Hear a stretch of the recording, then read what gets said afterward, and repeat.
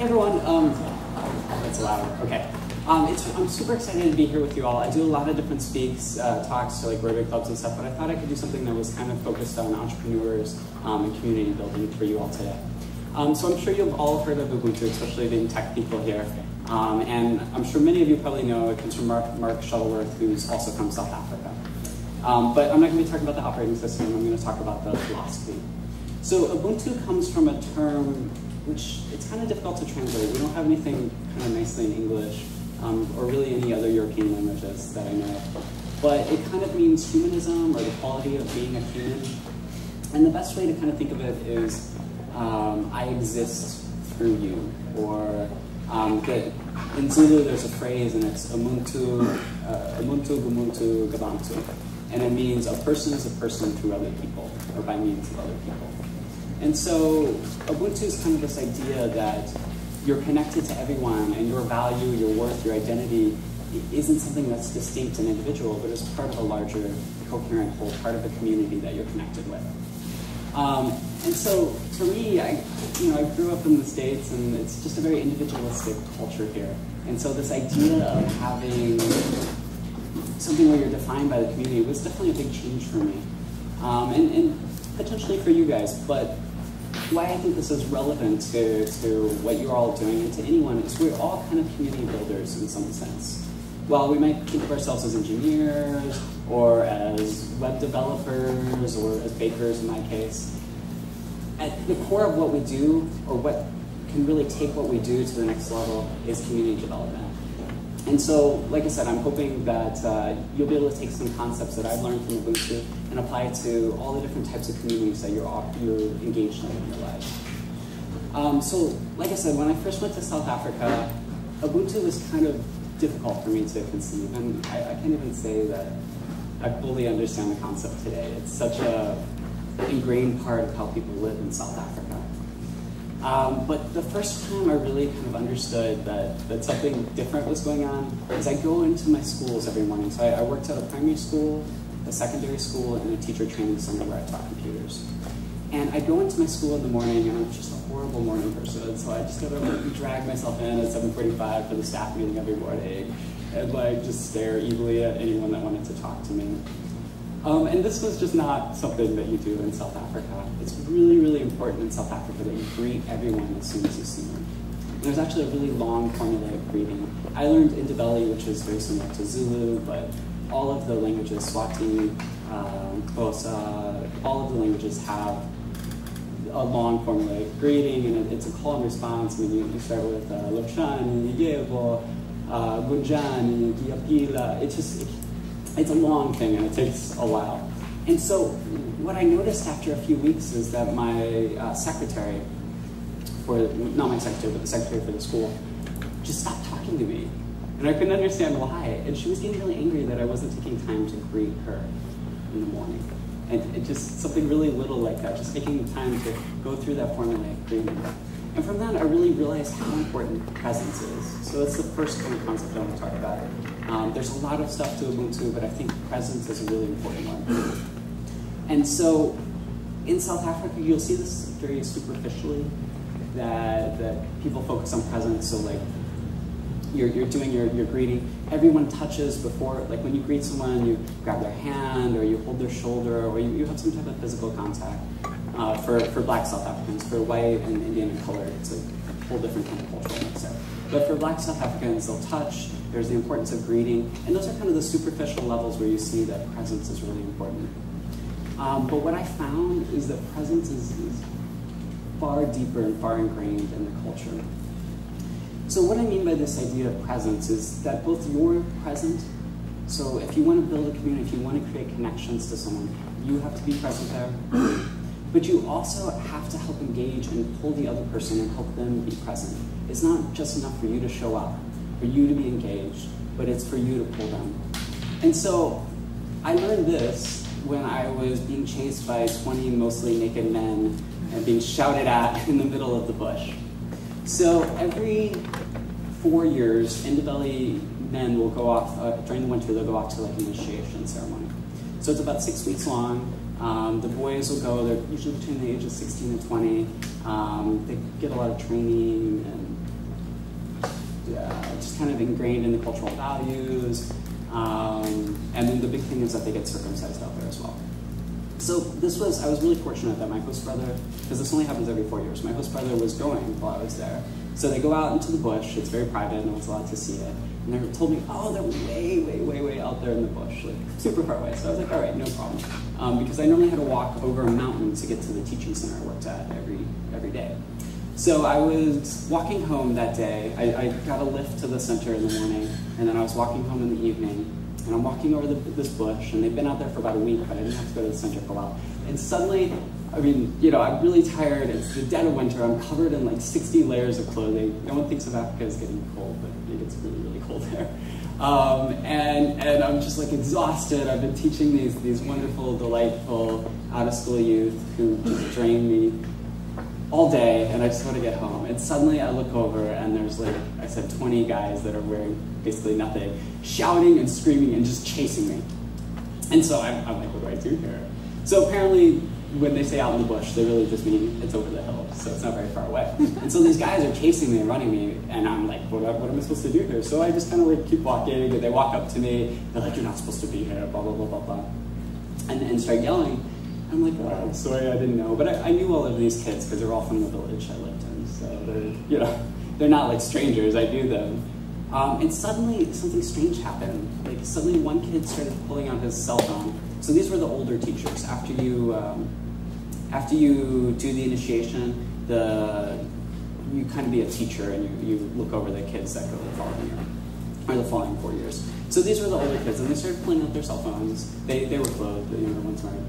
And then they had like these little MP3 players, and they were showing me all of these gadgets, and it just kind of blew my mind, because here is this very deeply ingrained initiation ceremony, which is only about 200 and some years old, but it's still a very deeply ingrained to Zulu and Ndebele culture.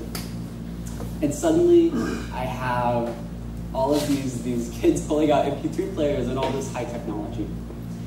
And what we kind of had there was this moment where we were both present, we were both engaging each other. Something that could have been like them shouting at me running away, or something that could have been a very uncomfortable moment, could have disrupted my community service, or my service in that community, turned into something that was really positive, and we used that as a building block for my later service. And what it was all about was me being present there and engaging with those kids. And so, like I said, presence is being there, but presence is a lot more. Presence is about reaching out and engaging. And so what I did in that situation was try to pull out what it is, what were they interested in, what was, why did they want to share this, and connect it to their larger experience there and my larger experience. So when you're looking at the type of work you do, I'm assuming most of you are like web developers and designers and stuff like that. Yeah, so more or less. This idea of presence can be really powerful in trying to build communities. And it could be a community of two, right, you and your client, or it could be your client's community that they're trying to build. And so the idea is, how do you engage, how do you pull out the user of whatever that website is that you're building? How do you engage them in a way that's more than just them clicking on buttons, but make them feel present and make your presence as a designer, as a company, as a unique person there in the website felt. So I think that's really important. Unfortunately, I don't have one solution. When I was in my service, this came up in 100 different ways, 100 different types of ways of engaging presence. Yeah? Sorry, I just have a question. So when you returned to the States, did that affect how you greeted people? Or did you right away notice that there were a huge amount of differences, and did it bother you? Yeah, so that's a great question. I didn't realize how much Ubuntu had kind of ingrained in my soul until after I came back to the United States. So I just started a small company. I sell gourmet pies. You're welcome to buy some. And I do a lot of sales calls. And so in the same day, I met with someone at Intel. And it was really wonderful. We just had a great, we chatted for 2 hours. It just felt what I was really used to in South Africa. That this idea that business isn't the priority, connecting and building a relationship and something meaningful and valuable with someone is the most important thing. And so I had this wonderful chat. We just had for 2 hours. Eventually, we got to the business part, and that's just very South African. Everything takes forever, which is both wonderful and horrible at the same time. You want your ambulance to show up on time. You don't want to have to spend 6 hours talking to the police, but it's also great to feel that connection with someone. So in that same day, I met with someone at Intel, and then I met with someone at another company who shall remain nameless.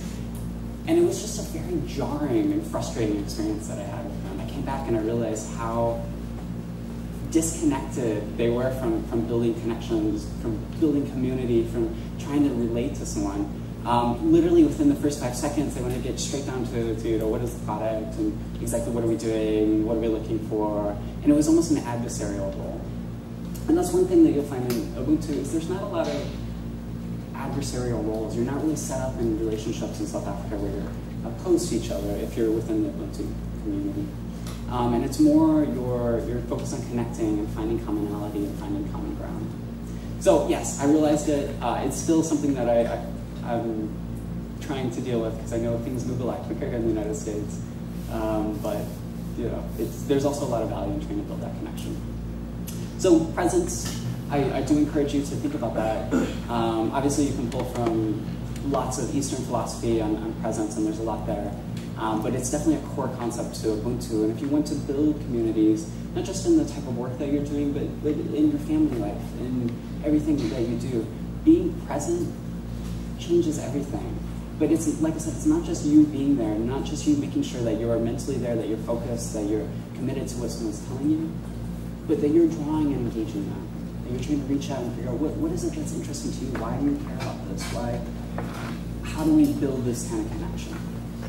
And so, kind of second point that I found was really critical with Ubuntu is this idea of interconnectedness. And again, this is in strong kind of contrast to the United States, where we're really focused on independence and this, the rugged ideal of individualism and this idea that we're kind of a separate entity. But in South Africa, like I said in the beginning, Ubuntu Gumuntu Gabantu, which means I'm a person through other people, or I exist through you. This idea means that you can exist as a sole individual island. You are interconnected.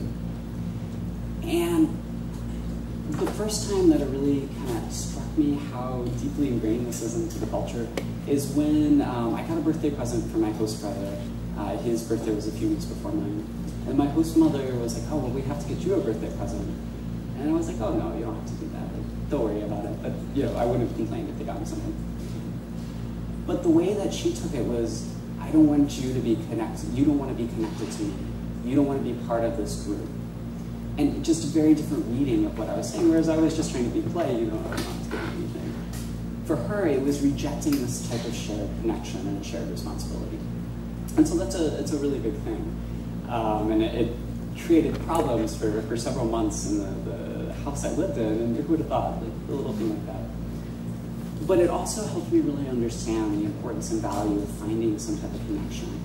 And that's what I found in South Africa, is that everyone has a role. Everyone has a place. Everyone feels needed and also needs other people. So we all say people are special, right? And you're a special person and you have your own special skills. And that's not, at least in South Africa, you're not always going to be put into a role that's special to you, that uses your unique skills. But you do have a place. And sometimes, we just, or at least me, I suck at a lot of stuff, I'm really terrible. But I still had a role in that community. And I felt needed, and that community felt they needed me.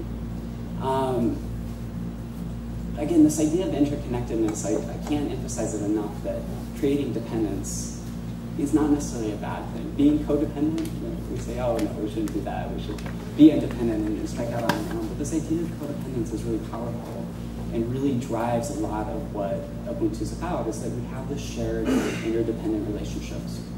And so I think, again, you can find a lot of value in those types of communities that you create. So everything from your family, right? I'm sure if you have a loved one in a significant relationship, you want to make sure that you're connecting with someone, that they feel needed and that you feel needed at the same time, because that usually creates a more balanced relationship. Whereas if no one feels needed in that relationship, it can kind of splinter. And it's the same with communities. If you're creating like a web-based community, what is the role that user has? They shouldn't just be a content consumer or a product consumer or whatever it is. What is the role that they have? How do they contribute and create part of this community? So like I said, I just created a small business, and one of the things I really try to do is build relationships that aren't just about someone buying my product, but about them giving feedback and developing kind of a common product where everyone has some type of stake in the idea, into the concept, into the taglines we use for product promotion, into pictures that we take. So everyone has some type of stake and commitment to that. And at least for me, I found that's been pretty successful. I mean, we're a new company, but things are going pretty well. And I feel like that idea of interconnectedness and trying to reach beyond just a product to consumer is really important. And then the same for your family and all the other types of communities that you create. And I'm sure you guys really see that here in Gameplank because you're a collaborative work environment, right? So I'm kind of preaching to the choir there, but this idea that you share your resources and that you're connecting with others, grabbing their ideas and brainstorming, it's really powerful, and I'm sure you guys can see it here. And then the last thing that I found really, really powerful in South Africa was this idea of context. This, I can't emphasize enough how important it is to have some type of context. So, again, to return to this idea that Ubuntu is about you exist through other people. And we have context for who we are in the community. We're not just an isolated, kind of floating, leaf on the wind, but we're part of a larger, coherent whole. And we have a context for our actions and our information. And the first thing that really struck me is when I was sitting in my house with my host family. So there's 8 kids. They're all lovely. They're all terrible at the same time. Also absolutely lovely, except for the 3-year-old who would grab those vuvuzelas. I'm sure you've heard them on the World Cup. He'd sneak up to my room and blow it in my ear at about 6 a.m. every morning. So, wonderful kids. And I was sitting down, and one of them remarked how beautiful my ankle looked. And I was like, I don't understand. How's my ankle any different than you? And so obviously we're dealing with a country in South Africa where there's a rich history of apartheid, where there's a rich history of racial prejudice, and this idea that the whites are superior to black South Africans. So that's a very ingrained kind of idea. And so I was trying to figure out what this was coming from, and it certainly was based on that. But what it turned out to, I was sitting kind of with sitting down with my ankle up, and my ankle didn't, had a nice curve to it, I guess, according to them. And that was because my calves were tight, because I didn't stretch enough. Whereas most of the other people in my household were just very, very, very active and always stretching, always bending for whatever they were doing, be it carrying the 2-year-olds on your back or fetching water. And so they had really loose calf muscles, which is, we think is a really positive thing. But because I had these tight calves, my ankle tended to pull back when I was sitting, and they had looser calves, so their ankle came forward. And so I realized, it struck me how powerful their sense of identity, their sense of self was tied into who I was and how I was in my family. And something so little like that, my calf with tight muscles, changing how they perceived themselves and how they perceived me. And so this is what I mean when I talk about context. How they define themselves and how I define myself was all based on us together. It wasn't something distinct and individual, but it was about this relationship that we had. And I mean, again, who would think a calf, an ankle would change someone's conception of beauty? So what I kind of took from that, what I tried to do then, was figure out how we could reassociate our actions and the implications of it, or the information we have and the implications of it. And you find in the United States particularly, but all over the world, anywhere capitalism is taken its wonderful hold, that there's a huge dissociation between our actions and the impact they have on people around us, where the information that we have, the information that we give, the information that we build, and its impact, or where it comes from. And so what I tried to do was kind of reconnect and rebuild those types of associations. So from the ankle example, we talked about all the information about how your musculature works and how that kind of goes, and how, on the basics, the scientific side of it, so that we gave some context to what was going on there and that concept of beauty, but also kind of extending that one step further and talking about what is this concept of beauty? How does it relate? Where does it come from? And when you say those things to me, how does that make me feel? When I say those things to you, how does it make you feel? I was an RA for a while, and so I'm kind of touchy-feely in my RA-ness as a resident assistant, but I still think there's a lot of value in trying to find those shared emotions. And so then, when I had this happen, it made me really think, well, how are people perceiving me in the different workplaces I worked at? Like I said, I worked at 3 different places. How are they perceiving me in my community? And how do I reconnect my actions so I can see what type of implications that they have on people? So for me, that involved a lot of dialogue and just discussing with people what was going on and, how did they feel when these things happen? Because it's just nothing, I never really did that. I didn't ask people how my actions affected them. I mean, I get an idea, right? If they're happy or sad, what is on their face? But I never really took the time to delve into that and kind of engage and figure out, all right, if this is what I'm doing, how does that make you affect? How does that affect you? How does that make you feel? What is the context for what's going on here? And so in communities that you're engaged in communities that you're building, like I said, be it a client, be it your gangplank, be it family, taking that time to really figure out what's going on and give context to how someone's feeling when they react is really important. You can take this idea of context much further, right? So if you're developing a website or you're engineering some type of solution, technological solution for someone, oftentimes they give you the requirements, right? And say, this is what we want, you design it, and you get it out to them. But is there a way that we can give more information so that we give more of a context to what's going on so that they better understand it? Instead of looking at you as the developer, you're a facilitator. They're developing a solution and you're facilitating that with your technical skills and expertise. So to return to my Peace Corps experience, that's a lot of what I try to do. Was rather than solving problems, change myself into a facilitator, someone that builds connections, that uses whatever technical skills and expertise I could bring to the table to help my community solve whatever problems that they wanted to. But rather than me solving it, they solve it, and I kind of provide the context and the skills to help them get there. So those are kind of the 3 big things that Ubuntu taught me, that presence is really critical to developing a community.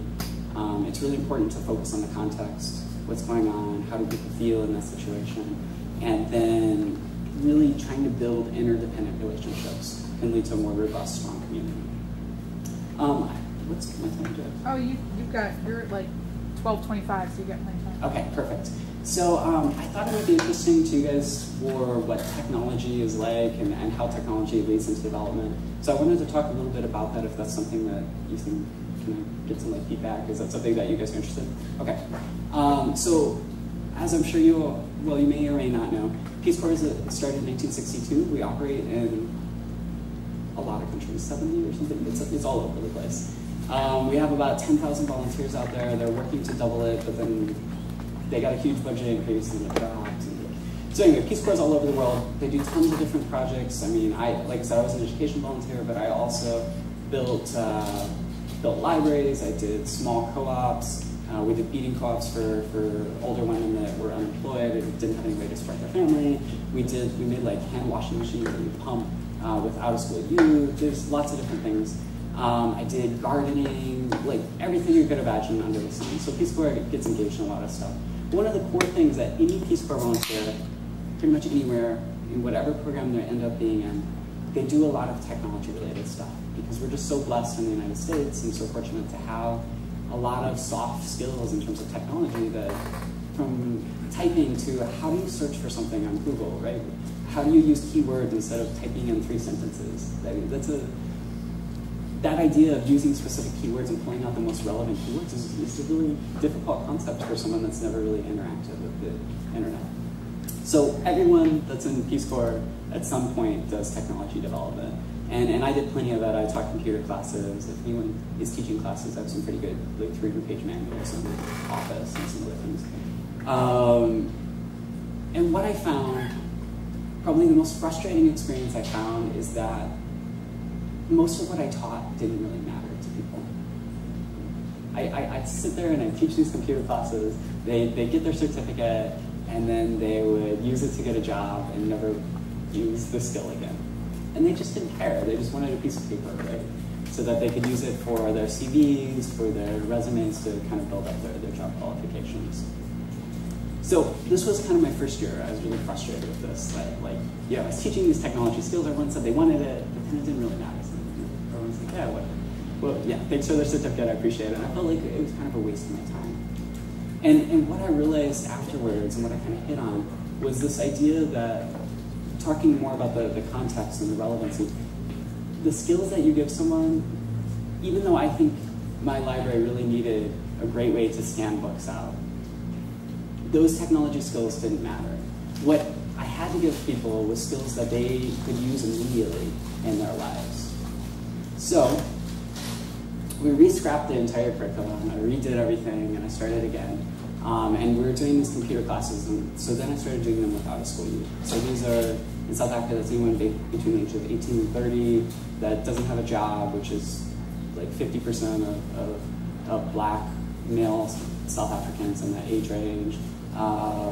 Anyone that's not in school, that's just not doing anything with their lives. And there's not many jobs in South Africa as it is, so that's a huge group of people, especially in the middle of nowhere where I lived.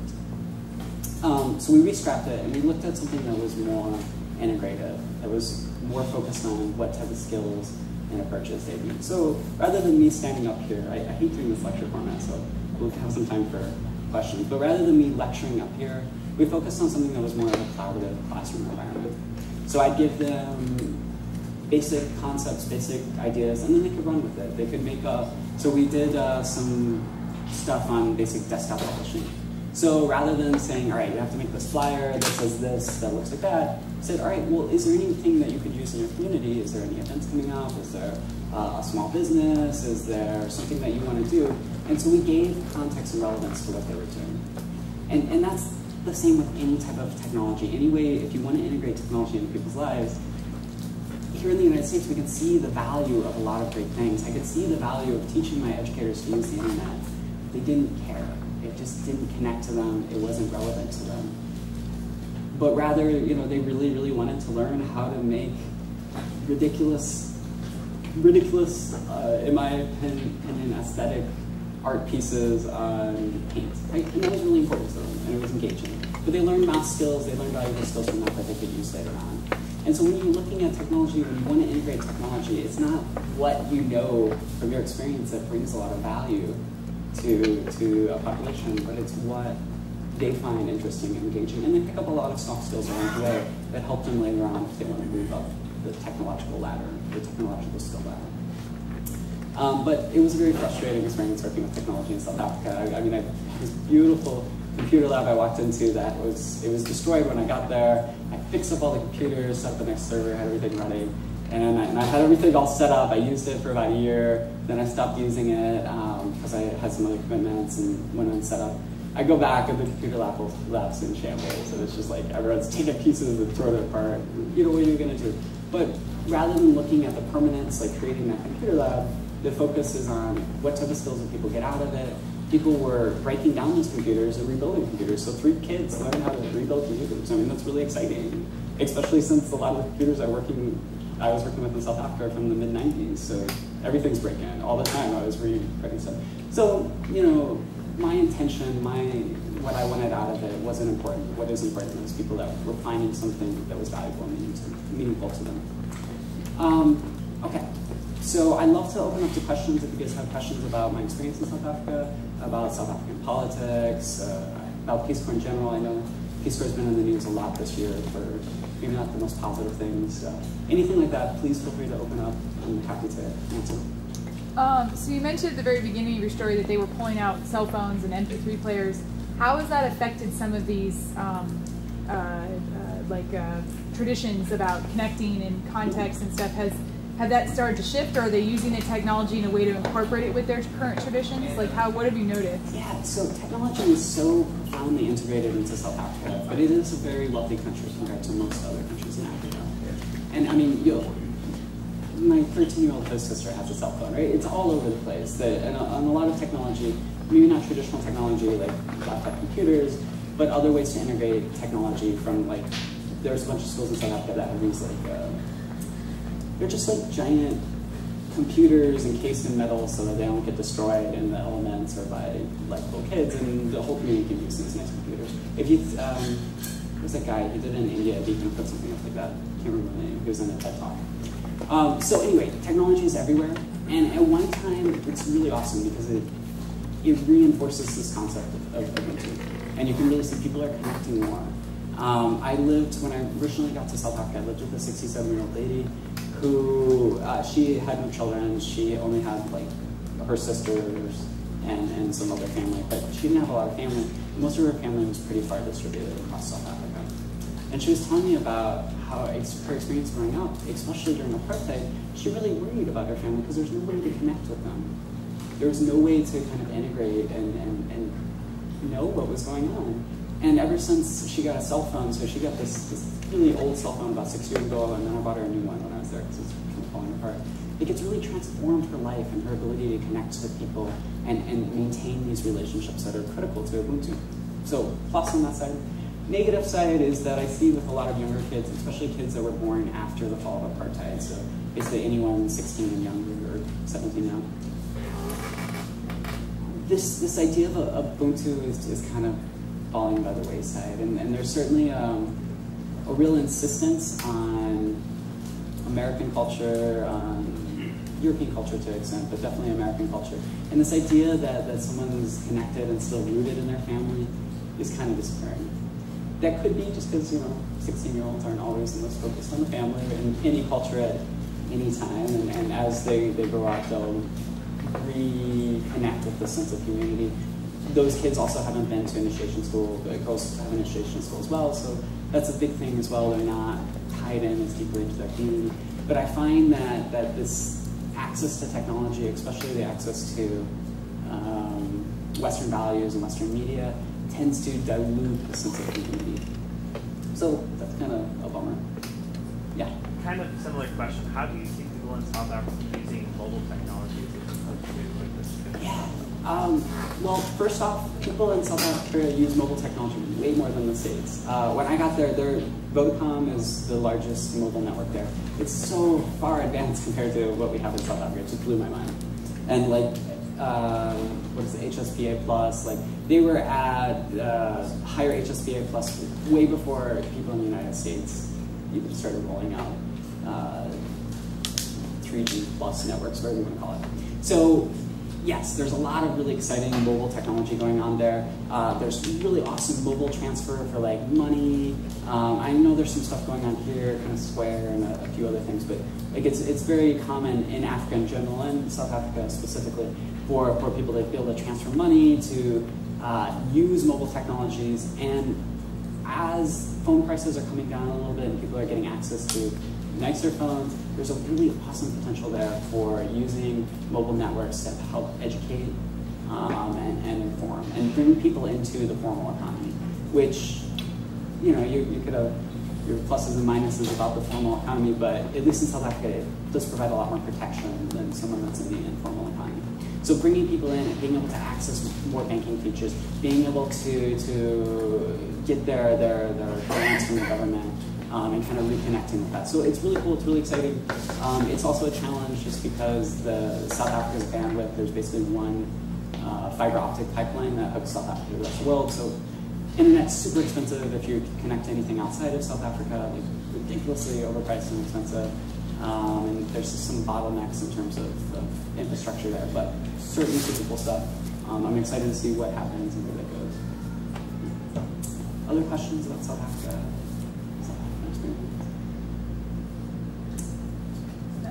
No? Okay. All right. Thank you, Steve. Well, thanks.